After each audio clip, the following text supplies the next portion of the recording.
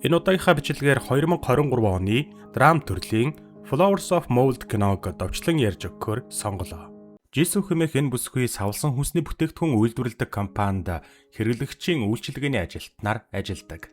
Тэр бол дотгошоо ганцаараа амьдардаг нэгэн бөгөөд өдөр тутмын амьдралаа нэгэн хэвийн хэмнэлээр өнгөрөөдөг юм. Гэвч түүнд бусдаас огт өөр нэгэн хачирхалтай зуршил бий.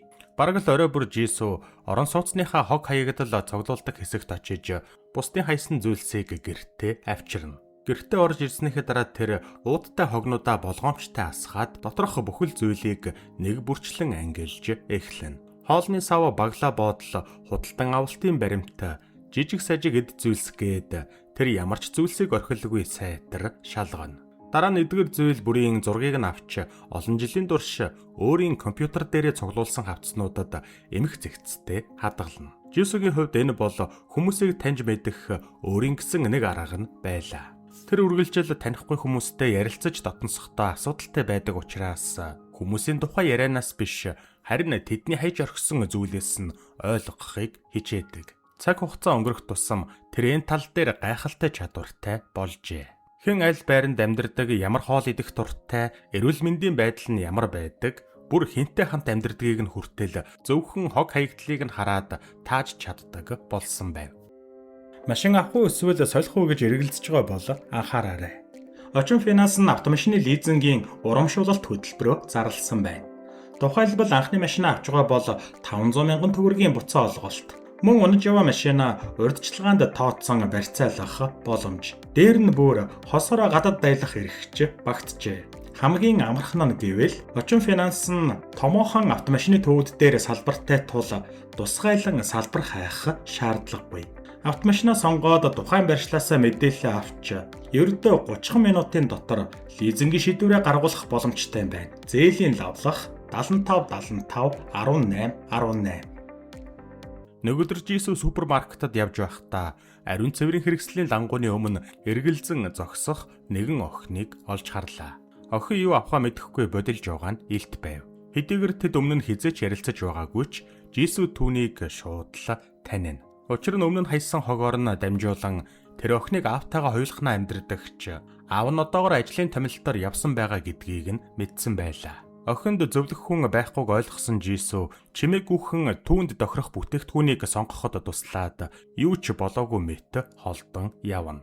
Энэхүү 2 бусын зуршлаасаа болж Жисүү амьдрдаг орон сууцныхаа бараг л бүх оршин суугчдыг уулзаж үзээгүй ч гэр бүлийн юм шиг л мэддэг болсон байв. Гэхдээ тэр эргэн тойрныхоо хүмүүсийн талаар маш ихийг мэддэг хэрнээ тэдэнтэй бараг л ярилцаж үзээгүй гэхэд болно. Харин тэрээр нэг өдөр ажилласаа тарж ирээд гэрлүүгөө орохдоо өмнө нь харж байгаагүй нэгэн залуутай таарна. Эхэндээ тэр залууг хэн нэгнийд зочилж байгаа байх гэж бодсон ч удалгүй тэр хүн яг л өөрийнх нь хажуугийн байранд амьдардаг болох нь тодорхой болно.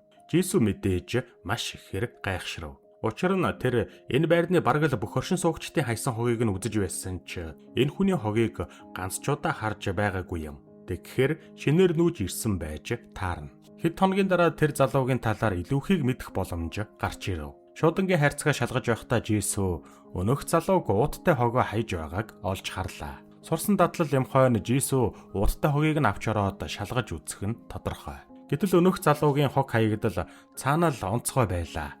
Залуу ицсэн зүйлийнхээ уутуудыг нямбаа эвхэж нугалсан байх ба хэрэгэлсэн дүрдэг цайнуудаа хүртэл хооронд нь зангидж холбосон байв. Дахин нэг сонирхолтой зүйл гарч ирсэн нь үхсэн загас. Залуу өнөх загсыг бараг л оршуулсан болов гэлтэй даавуунд ороож жижиг хайрцагт хийсэн байв. Улмаар Жисүүгийн сонирхол маш их татагдаж маргааш нь загсны дэлгүүрт очиж эзэнд нь үхсэн загсны зургийг үзүүлнэ. Ингэснээрээ үхсэн загсны эзэн нь ямар шуухан хүн байж болох талаар гаргалгаа гаргаж магадгүй гэж тэр бодсон юм. Өдөр нь гэртээ буцаж ирэхэд хэд хэдэн хайрцагтай илгээмж хаалган дээр нь байлаа. Жисүү олон бодлогыг гэрлүүгөө оруулаад шалгаж үзтэл нэг хайрцаг нь өнөөх хөрш болох залууд хаяглагдсан байв. Жисүү илгээмжийг эзэнд нь оруулж өгөх гэж байтал гинт гадаа нь нэг эмэгтэй орилж чарлж байгаа нь сонсогдоно. Тэр эмэгтэй өнөөх хачирхалтай залуудаар ирсэн байх ба салсан найз бүсгүй нь ажээ.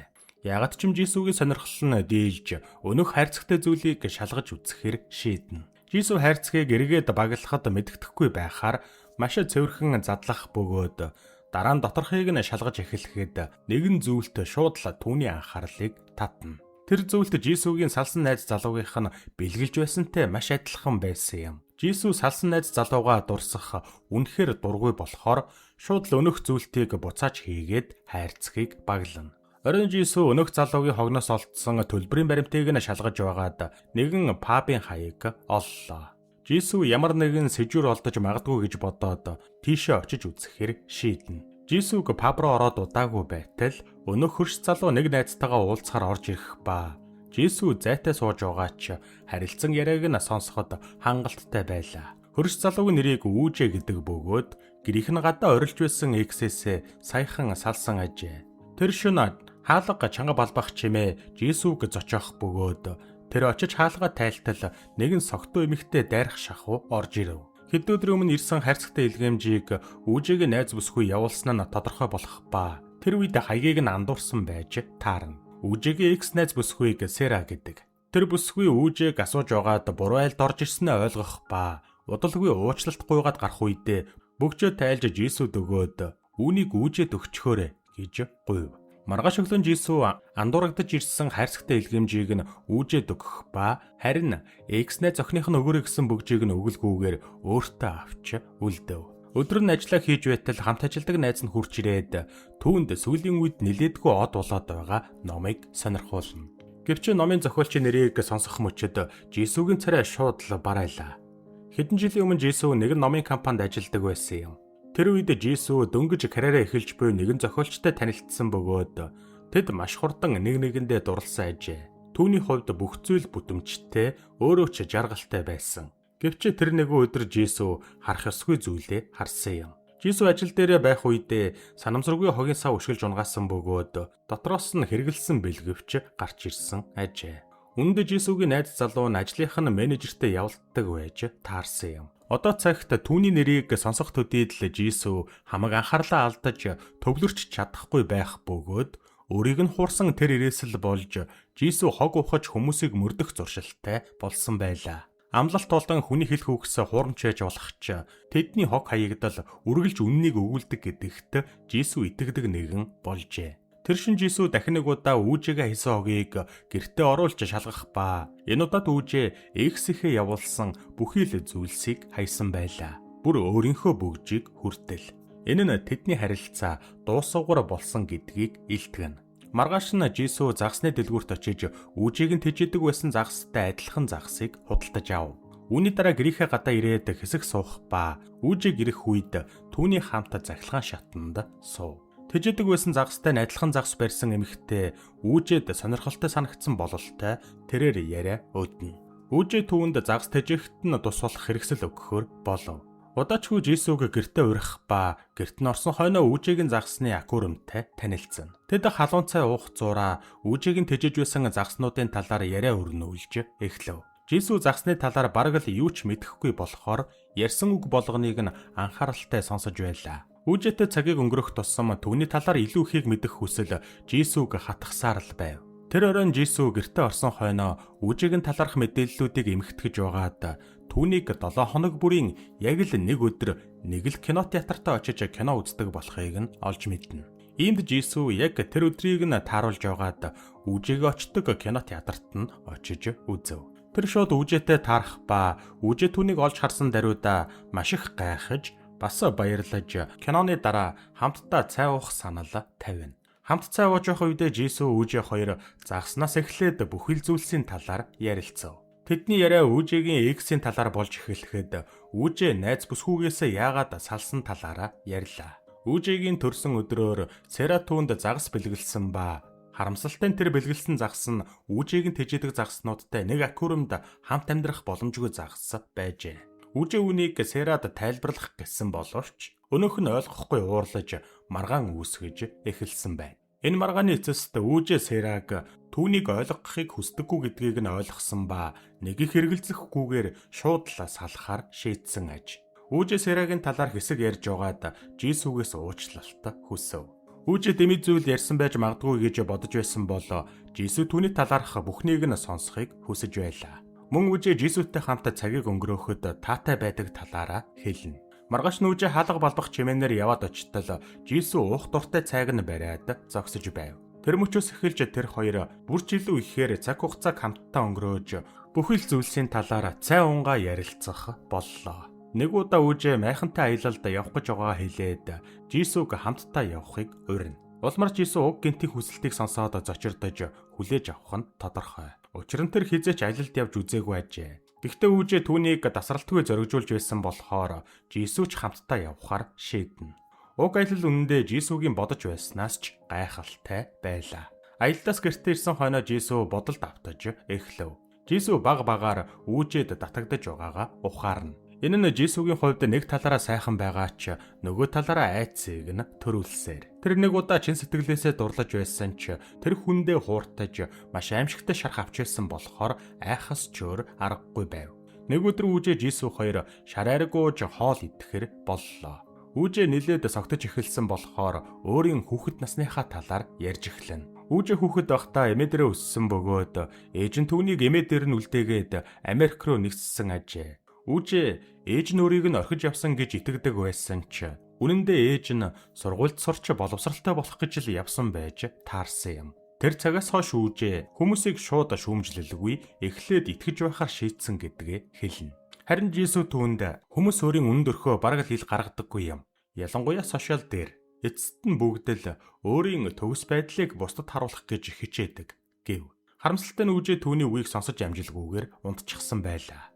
Маргааш нь Жисүү сарын турш судалж ирсэн хүмүүсийн хог хаягдал баримтуудыг хураана. Түүнд эдгээр зүйлс хэрэггүй болсон мэт санагдаж эхэлсэн болохоор зүгээр л хаяхаар шийдэв. Түүнийг эдгээр баримтуудаа хайрцаглаж байх үед хаалганых нь хонх ангинах бөгөөд Жисүүг хаалгаа тайлахад үүжээ зогсож байлаа. Үүжээ түр хугацаанд Жэжүү арал руу явхаар болсон байх ба түүнийг эзгүүд загаснуудыг нь хооллож байгаа ч гэж Жисүүгээс хүсэв. Жисүү ч дуртайа зөвшөөрсөн болохоор үүжээ хаалганыхаа кодыг хэлж өгөөд аялалдаа гарна.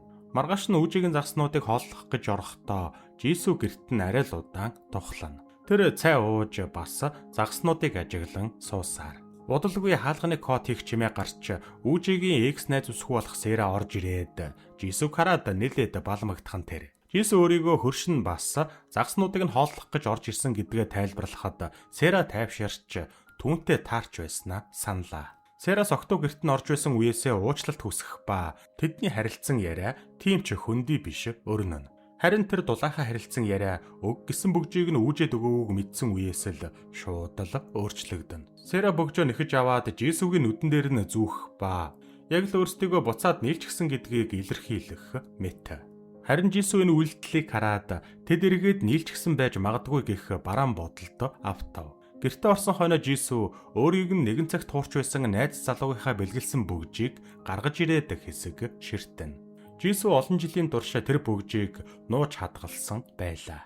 Гэвч энэ удаа тэр өнгөрсөндөө уягдахыг хүсэлгүй бөгжийг хаяхаар шийдэв. Маргааш нь үжи аяллаасаа эргэж ирэх бөгөөд дутуу идсэн бялуу болон уусан дарсны уул мөр мөн Сэрагийн үлдээсэн бөгжийг олж харна. Улмаар үүжээ эзгүй байхад нь X нь ирсэн гэдгийг шууд л ойлгов. Нөгөө талд Жисүүгийн ээж нь зочилж ирсэн байх ба тэднийг ярилцаад сууж байтал үүжээ хаалгыг нь догшиж загсыг нь харж байсанд талархан бэлэг өгнө.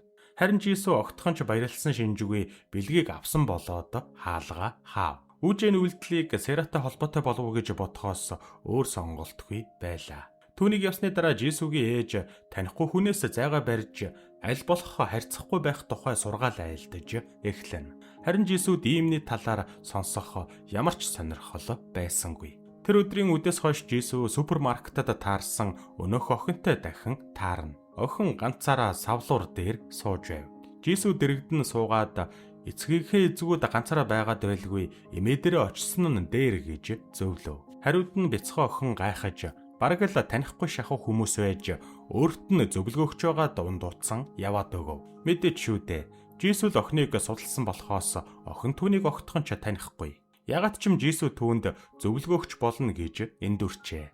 Хүнтэй харилцах гэж оролцсон оролдлого нь ингэж буруугаар иргсэн явдал түүний хуучин зуршлыг нь сэдрээж тэр шууд л хаях гэж байсан баримтнуудаа буцааж гарган эхнээс нь байрлуулж эхэллээ. Яг л хуучны үе шиг. Зургуудыг самбар дээр игнүүлж баримтуудыг хавцастай нь өрнө. Үүжээ түүнтэй яриа өдөх гэж оролдох болгонд Жисүс шууд л нүүр буруулж эхэлсэн ба түүний энэ хүйтэн байдал Үүжээгийн сэтгэлийг маш их өвтгөж байлаа. Нэг өдөр Жисүс өмнө хайсан уудтай хогнуудаа уруулж байгаад Үүжээтэй тааралдана. Үүжээ түүний араас дагаж яг л гэрлүүгөө орох гэж байхад нь уудтай хогноос нь чангааж ярилцах гэж оролдов. Гэтэл яг тэр үед уудтай хог задарч олон хоногийн өмнө Үүжээгээ хайсан өөрийнх нь эд зүйлс шалаар нэг тарлаа. Улмаар Үүжээ юу болоод байгааг тэр дороо л ойлгов. Жисүс өмнө нь түүнийг гэрлүүгээ огтхон ч оруулдаггүй байсан болохоор энэ удаа Үүжээ хаалгыг нь бараг л хүчээр шахуу татаж онгойлгоод шагайхаад өөрийнх нь хайсан углааш Жисүгийн гэрийнх нь шалан дээр хэвтэж байлаа. Тэр шууд л цаана байрлах өрөө рүү явж ороод өөрийнх нь тухай тоолж баршгүй олон зураг тэмдэглэл байхыг олж харна. Улмаар Үүжээ шоконд орлоо. Энэ бүхэн хувь тавилан бус зориуд тохируулсан занга байсныг тэр ойлгов. Загснаас эхлээд энд тэнд санамсаргүй мэт таралцсан мөчөөд мөн кинотеатр гээд бүгд хуурамч байжээ. Хууртаж бас тоглуулсан мэдрэмж авсан Үүжээ тайлбар шаардахад Жисүс хар буруу зүйл сансандаа бус зүгээр л түүний талаар илүү ихийг мэдхийг хүссэндээ ингэсэн юм гэж тайлбарлана. Харамсалтай нь Үүжээгийн итгэл нэгэнт алдарсан тул Жисүсгийн мянгуйлж тайлбарласан тайлбарыг хүлээж авахаасаа өнгөрсөн байлаа. Үүжээ маш ууртайгаар би хүн болохоос хаягдсан эд зүйлсээр тодорхойлогддог цуглуулга биш гэж хэлээд гарч одно. Харин Жисүс түүнийг явхад яах учраа ойлгохгүй сөхрөн суулаа. Тэр хичнээн хог цуглааж хүнийг судалсан байлаа ч хизээч тэр хүмүүсийнхээ мөн чанарыг мэдэж чадахгүй билээ. Маргааш нь Жисүс уучлалт гуйхаар Үүжээгийн гэрийнх нь гадаа хүлээх бөгөөд гарч ирэх үед нь яагаад ийм зүйл хийдэг байсан талаараа тайлбарлана. Жисүс хүнтэй харилцах тал дээр асуудалтай болохоор тэднийг судалж байж л илүүдээр ойлгоно гэж боддог байснаа хэлв.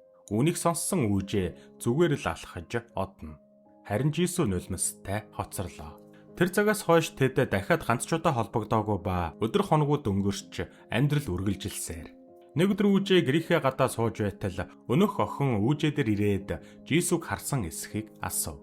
Үүжээ хараагүй гэдгээ хэлэхэд охин Жисүсийн зөвлөгөөг дагаж эмээрүүгээ нүүх гэж байгаагаа хэлэх бөгөөд сүүлд уулзахдаа Жисүсд муухай хандсандаа уучлалт гуйж байгааг нь дамжуулаад өгөөрэй гэж охин хүсэв. Үүний дараа Үүжээ бодолд автана. Хэрвээ Жисүс өөртөө ямар нэгэн муу зүйл хийсэн байвал яах вэ? Үүжээгийн бодол санаа зовнил болж хувирахад түүнтэй ямар нэгэн байдлаар таарах хүсэл нь ундарч эхэллээ. Гэхдээ Үүжээ Жисүсгийн гэрийн хаалгыг догшиж зүрхэлсэнгүй. Нэг орой Жисүсгийн гэрийн хаалга нь нээлттэй бас гэрэл нь асаалттай байгааг Үүжээ анзаарна. Тэр энэ удаа уулзахаар зориглоод яваад очтол Жисүс аль хэдийн нүчгсэн байлаа. Энэ үеэс Үүжээгийн дотор нэг бодол эргэлдэж эхлэнэ. Жисүс гэж яг хий юм бэ? Үүжээ түүний сошиал хаягийг нь олоод шалгаж үзв. Гэвч Жисүсгийн инээмсэглсэн тэр зураг Үүжээд юу ч хэлж өгөөгүй юм. Хэдэн сар өнгөрлөө. Жисүс өмнөх компанид ажилласаар. Түүнийг ажиллаа хийгээд сууж байтал Үүжээгээс захиалга ирсэн байх ба тайлбар хэсэг дээр нь чамтай дахин уулзмаар байна гэсэн байв. Удалгүй Үүжээ Жисүсгээс нэгэн илгээмж хүлээн авлаа. Дотор нь түүний хамгийн дуртай цай байв. Үүжээ өөрийн ирэхгүй нэмсэглэн. Нөгөө талд Жисүс Жижиг арлаас Үүжээ ирэхдээ бэлгэлсэн бэлгийг нь задлж үзв. Энэ бүх хугацаанд Жисүс уг бэлгийг огтхон ч задлж үзээгүй байсан ажээ. Дотор нь усан доогуур шумбах үедээ ашигладаг нүдний шил байлаа. Тэр мөчтөл Жисүс Үүжээ дараагийн удаагийн аялалдаа түүнтэй хамт явахыг хүсэж байсныг ойлгоно. Оройн Үүжээ Жисүстэй таарах найдлага тэн аквариумд очлоо. Өчнө хугацаа өнгөрсөн ч тэр ирсэнгүй. Улмаар найдлага дасарч Үүжээ гарахаараа босоход түүний өмнө Жисүс ирчихсэн зогсож байв. Тэдний хэнэн ч үг хэлсэнгүй. Хэлэх ч шаардлага байсангүй. Магадгүй тэдний жинхэнэ түүх яг энэ мөчөөс л эхлэх байх.